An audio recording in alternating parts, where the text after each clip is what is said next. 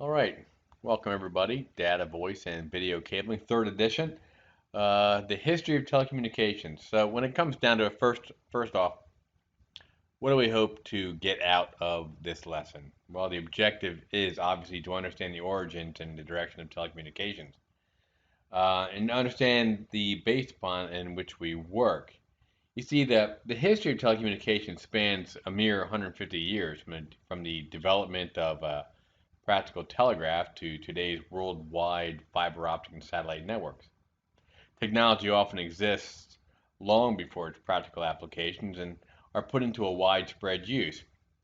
20 to 30 years often pass before inventions are widely accepted and used. So, although today it seems only months pass before technical wizardry becomes a household necessity, today the pace of change seems much more rapid than it did when telecommunications first began. To start off, we're going to be looking at telegraphy.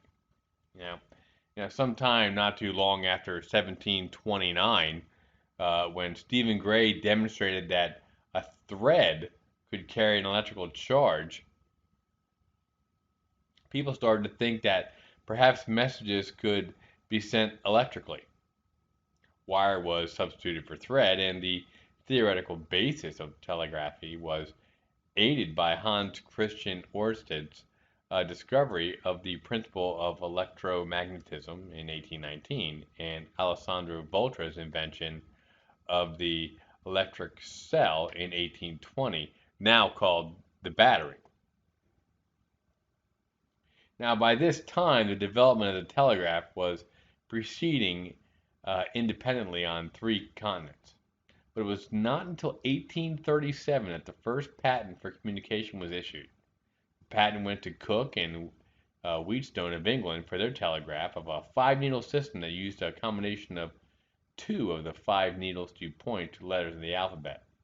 It was simple to operate, but required a run of six wires, one for each needle and a return wire. And because of current leakage, low output batteries, it was limited to first installation of about a mile. Ensuing developments, those of simplified two needle systems and a means of increasing current in the line, enabled Cooke and Wheatstone to install a much longer line, 13 miles in fact. Meanwhile, Gauss and Weber of Germany developed a successful telegraph using the principles of electromagnetic induction, and that was in 1833. Now, the American Samuel Morse was known for portrait painting, not inventing. And when he began work on his own telegraphic design in 1832, while returning home from Europe by ship, he fell into the company of one Charles Thomas Jackson, a scientist and physicist who had just procured some crude electrical equipment. Their discussions led Morse to begin development of a practical telegraph. Aided technically and financially, he applied for a patent and introduced his telegraph in 1837 and was awarded the patent in 1840. At this time, he was also developing his now famous Morse code. The signals of dots and dashes used to represent letters during telegraphic transmission.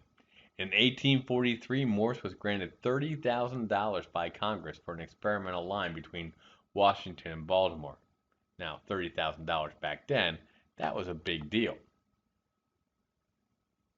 The line opened on May 24th of 1844 with the well-known exclamation, what hath God wrought? And that was the start of telephony, or telephony, however you want to pronounce it.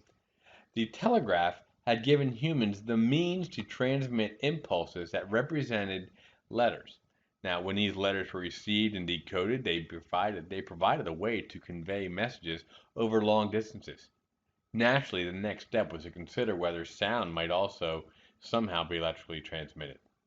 Well, credit there for the telephone has been given to Alexander Graham Bell, though many people were working independently on this concept. Now, Bell was actually working on a harmonic telegraph when he became convinced that speech would be transmitted electrically. He knew that to accomplish this, the intensity of electrical current would have to be made to fluctuate the same way that the density of air varies when sound is produced. Well, Bell overcame these problems of the musical telephone by using a fluctuating current rather than a broken one. He applied for a patent for an electrical speaking telephone. Just hours before Elijah Gray filed for a patent for his telephone. Bell was awarded the patent on March 7th of 1876, and just 3 days later, his famous words, "Mr. Watson, come here. I want you." It was the first to be transmitted and received via telephone. Many men contributed to telephone improvements. Among them was Elijah Gray, Thomas Edison, Swedish engineer Lars Magnus Ericsson, and David Edward Hughes, whose invention of the microphone in 1878 became universally used in telephones. Now, it's amazing how quickly the use of the telephone spread. Originally, the lines were run between two locations, and the customer wished to connect. Now, the first switchboard in experiment, which was installed in Boston in 1877, just 4 years after the invention of the telephone, there were 54,000 telephones in the United States. Now, the year 1884 saw the start of a commercial service between between New York and Boston.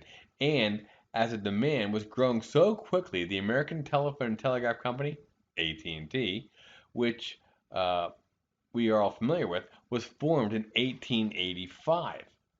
Now, Mr. Bell's parents expired in the years 1893 and 1894, resulting in the sprouting of numerous independent phone companies. Although AT&T, later to become the parent of Bell Systems, maintained its place as the largest operator of America's phone networks. In the last 20 years, changes have occurred in telephony from both a technological and business viewpoint.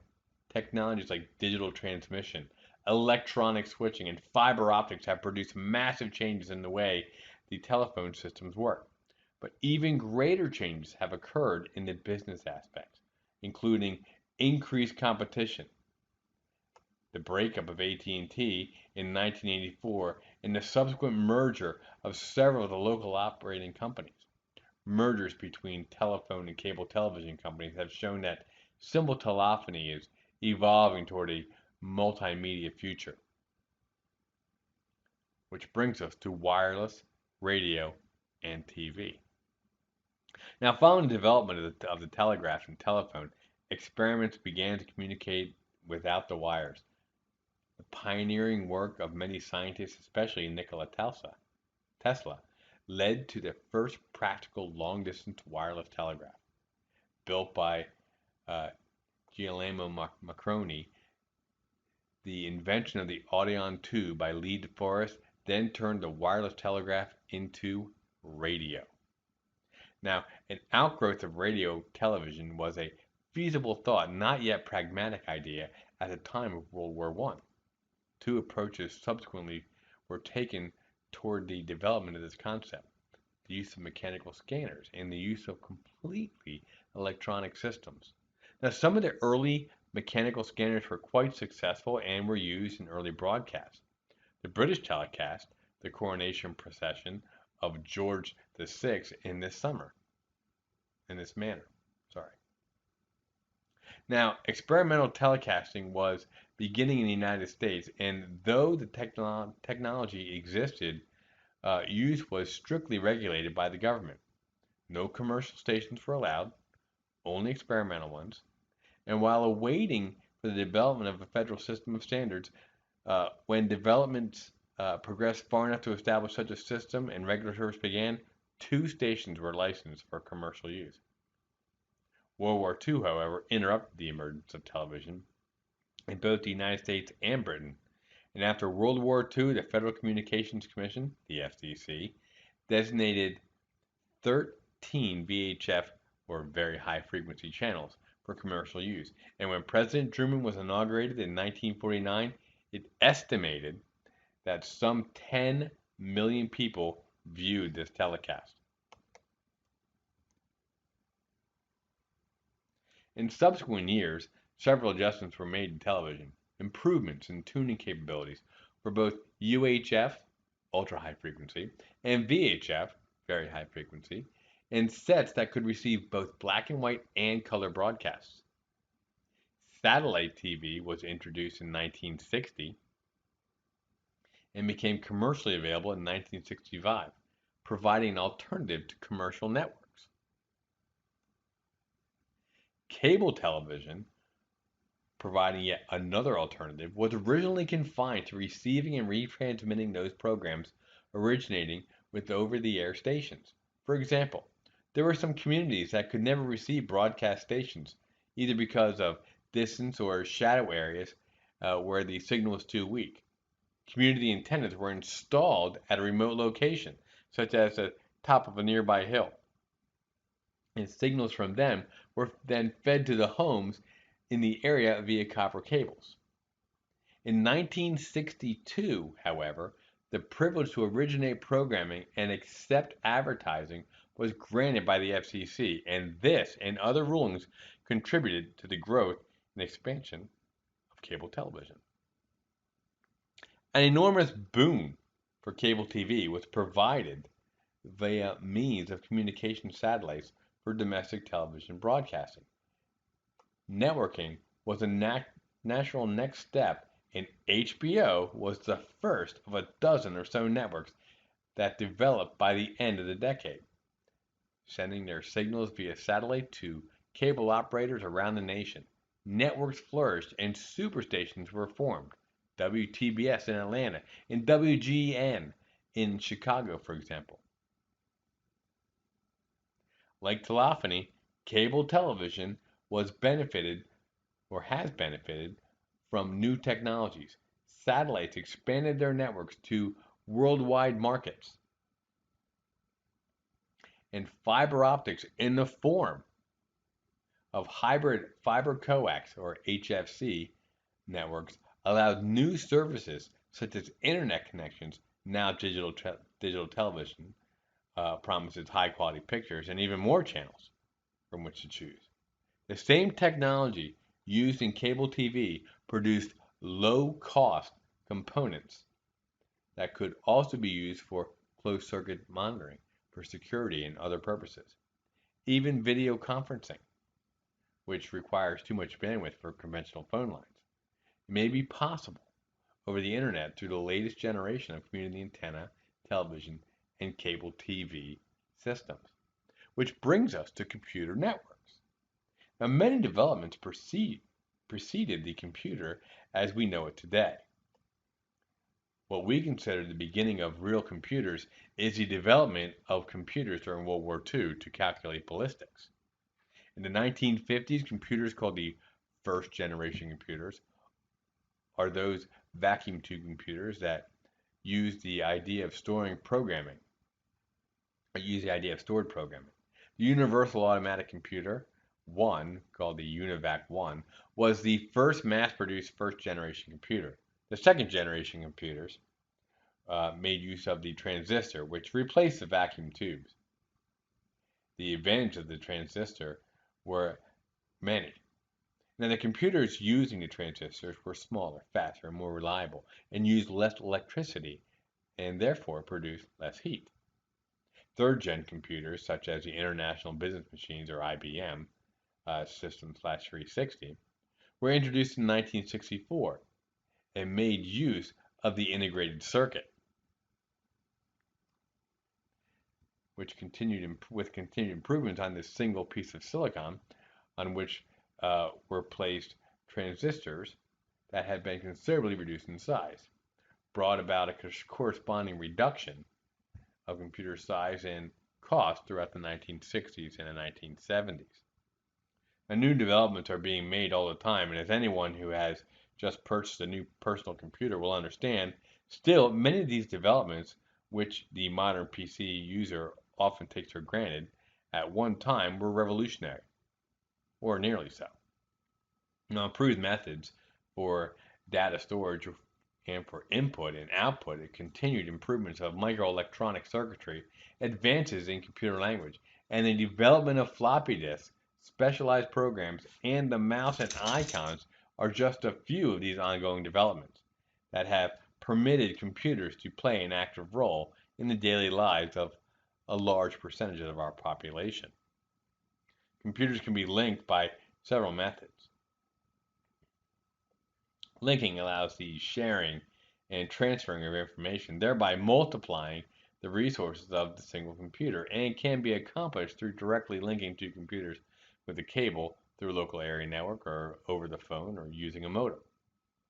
Ethernet, the most popular LAN, was developed by Bob Metcalf and fellow researchers at Xerox Palo Alto Research Center in the late 70s, or the early 70s, starting with a drawing on a napkin. Now, when linked with a LAN, computers can share common equipment such as printers and send electronic mail or email and files to other persons linked by the same LAN. Two or more LANs may be linked to form even larger networks. In some instances, even databases can be shared. It is necessary to maintain the shared files and control the shared equipment, and this is done through a network server or file server, typically one or two personal computers that function in this capacity. Now, the biggest recent development in communications has been the Internet. The Internet is a worldwide network of computer networks that allows computers anywhere to exchange messages, files, graphics, and so on. And with the development of software to support publishing documents,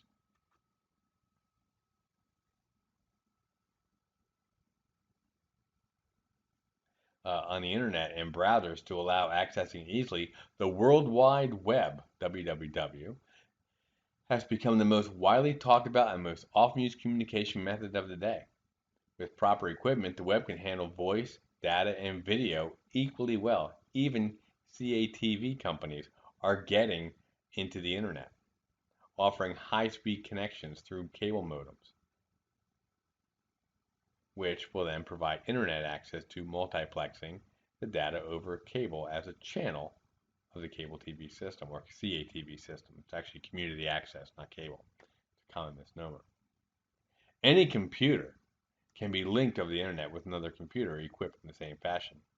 Such linkage allows access to telecommunication services by which computer operators can send and receive email, access services for online information, buy, sell, chat with other subscribers, download music and video entertainment, and so on. Stocks, groceries, and houses are sold this way. Libraries are accessed.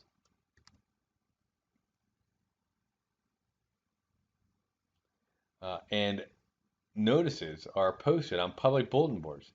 News and weather are available in an up-to-date manner without having to wait for the 6 o'clock news and without having to listen to news in which one might not be interested.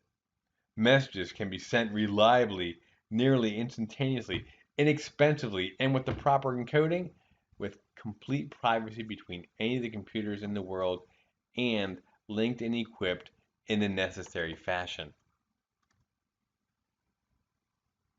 Video entertainment in the form of personal videos, TV shows, and even movies now constitute the largest part of internet traffic and are expected to grow exponentially as IPTV, Internet Protocol TV, over broadband connections becomes more widely used. We have come a long way from communication by smoke signals. The community has become obsessed with convergence, where traditional telephone companies offer internet connections and video. CATV companies offer internet and voice phone services, and even local utilities offer communication links with electricity and gas. This is leading the way uh, for the requirement to connect every computer on the network and the internet. For the contractor, this means that practically every office and every home eventually will have cabling for voice, data, video, and just like electrical wiring.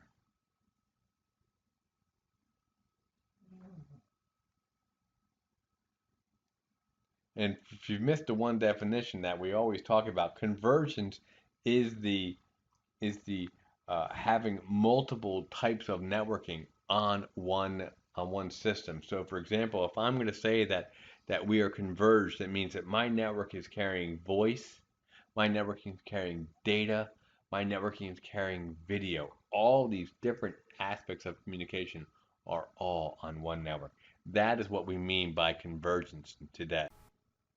In summary, let me finish by saying communication is as old as humanity itself and has always been of critical importance. The first electrical version of communications, which was a gigantic step above anything previous, was the telegraph. And as soon as it was developed, wires were strung across the landscape of the civilized Earth, and the demand to communicate at a distance became enormous. Following the introduction of the telegraph and all those wires, a huge demand was created for a technology that could do the same, but without the wires. And shortly before that time, scientific findings had indicated that this would be possible. Now, the work of many scientists led to the invention of wireless telegraphy, and less than 10 years later, to its evolution into radio telegraphy, capable of transmitting voices, not just dots and dashes of static, which we now simply just call radio. This, of course, developed into television. Computers and the internet, recent developments allow people to communicate far more elaborately, sending documents, films, sound, and all sorts of hybrid communications. And this development may have a long way to go. Be sure to tune in to Chapter 2, which will be coming up shortly, and I'll see you then.